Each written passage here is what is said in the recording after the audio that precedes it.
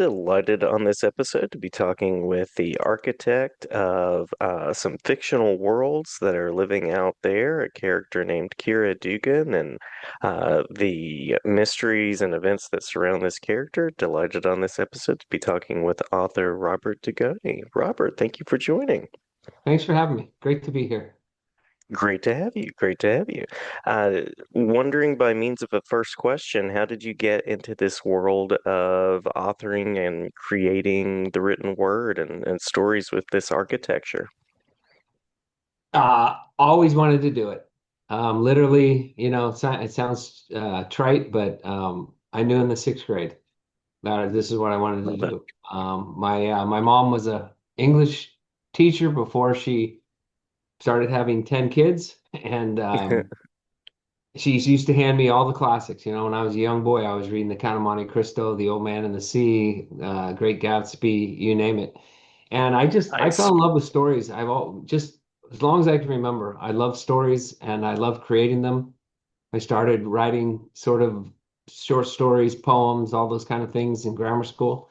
Got to high school, had an abbreviated high school athletic career. Basically, I wasn't very good. Wrote for the school newspaper, wrote features, wrote everything, wrote my way into Stanford University, and just kind of kept going from there. Took a little bit of a hiatus, a 13-year hiatus when I went into law because I wanted to have something to fall back on. But Mm. storytelling has always been what I wanted to do. Cool, cool, very cool. You do have the legal background, so we'll be working our way around to that. What's the recipe for the kind of prolific writing that you do? Because you have a book out now, you have a book on the way. Curious about your writing routine.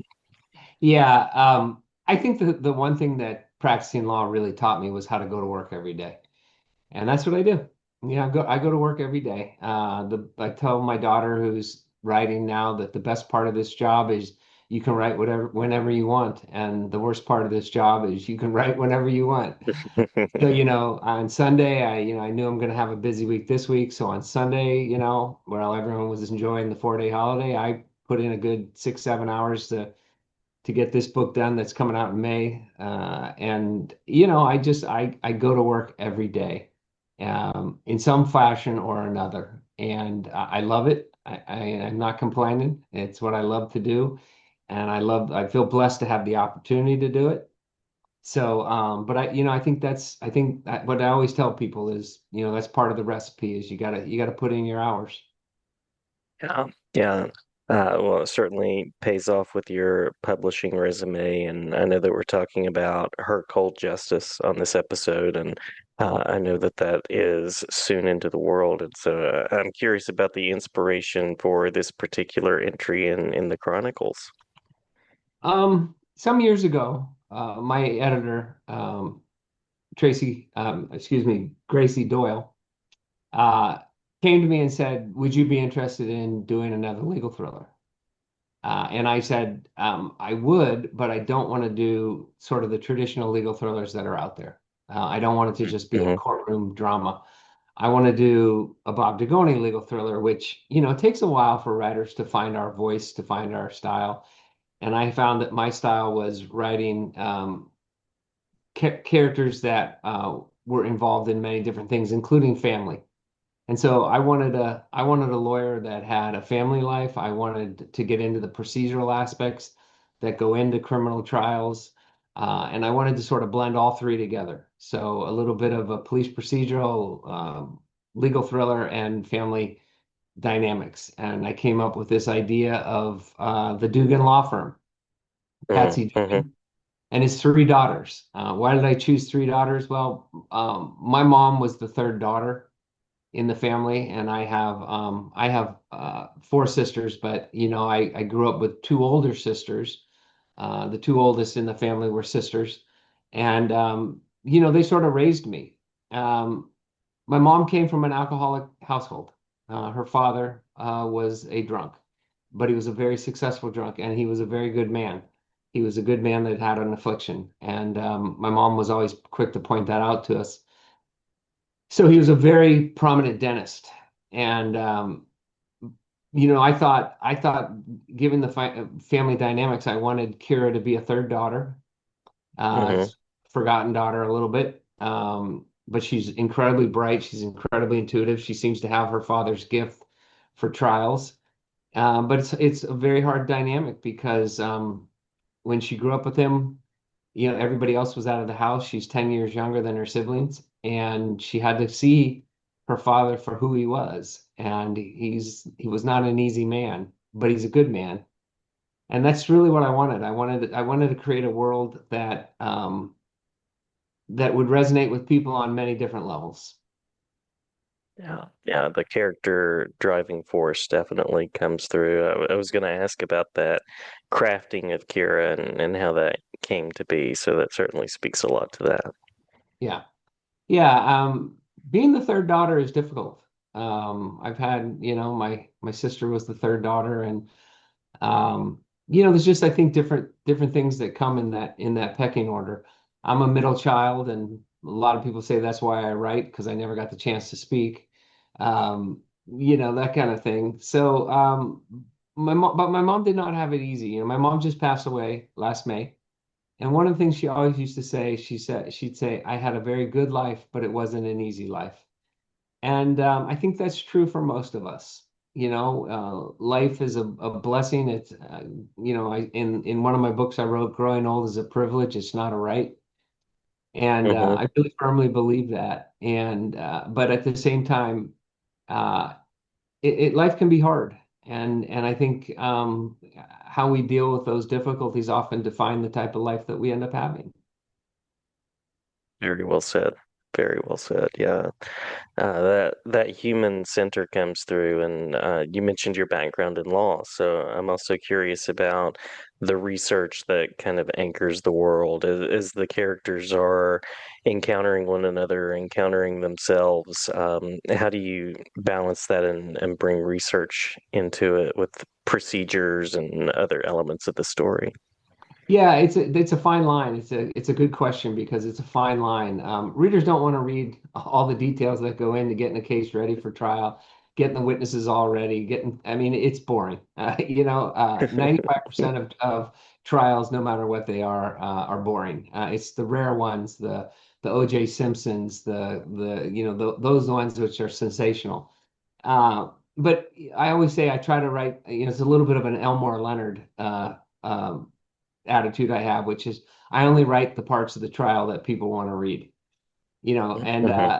that's not a big part of it. But it's part. There's two problems that I deal with. Um, One is not repeating myself. So you have the police procedural, then it gets to trial, and a lot of the stuff that the person on the witness stand is going to say, well, the reader's already seen it in the police. And the other thing is just is keeping the story moving at a pace. I write legal thrillers. They're supposed to have some thrilling element to them, right? So keeping the story moving and not repeating too much so that the reader doesn't get frustrated. Mm-hmm. Yeah. I teach writing classes, and for the first time that I can remember, I had a student.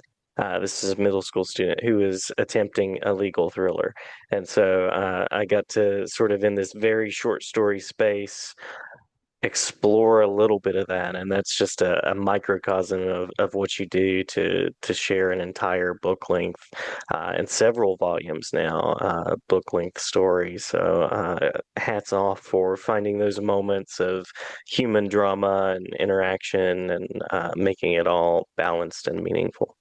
Well, thank you. The other thing that's kind of fun about it is, these lawyers are a lot smarter than I ever was when I was practicing law because they have time to, plan these things out Right, right. before they do them. So they ask the question you always wish you could have asked, at trial. You get done with the trial and you think, oh, why didn't I ask that witness that? This is the one where they get to really do it and they get to push the envelope. When I practiced law, you were very careful not to push the envelope too far because you did not want a judge to get angry with you. But in these cases, especially Patsy Dugan, he lives on the edge. He just Hmm. lives on that edge, and I know some lawyers that do that, and it takes a lot of guts. It really does. Yeah. Yeah. Well, before we get to the final question, which is what's next and what's new, anything that you'd like to share that you've learned about yourself through the process of writing, any way that you've grown or changed as a writer that you'd like to mention? No,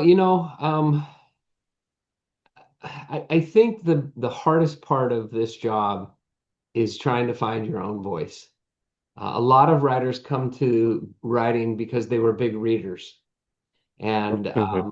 they write a lot because of what they read. So, if you read high fantasy, you're going to write high fantasy. If you read thrillers, you might want to write thrillers. And I think when I first started, I was sort of emulating a lot of the people that I grew up reading. And you have to find that somehow have to find that voice. And for me, that moment came ironically when I was let go by a big five publisher. I had written five David Sloan legal thrillers.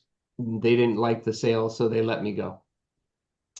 And I had some time on my hands, and I had an opportunity to do some things like read Stephen King's book on writing. And in Stephen Hmm. King's book on writing, one of the things he talks about is how does an author sitting at his desk touch the heart and soul of a person he's never met and never will, living in a town he's never visited and never will? And the answer he says is telepathy, which initially you go, wait a minute, what the hell does that mean, right? But then, I'm sitting at a conference in Surrey, British Columbia, and I'm on a panel with Diana Gabaldon and a man she does the Outlander series, and a man in the Hmm. audience stands up and says, can you talk about the magic? And she says that what she does is she goes into her office and she closes the door and she lights a candle and she just waits until the characters come in and start to speak to her. And then she just begins and she feels like she's transcribing more than she's creating. And so I reached a point in my career when I was let go where I had some time to think about these things and to say, you know what, I'm going to give it a shot.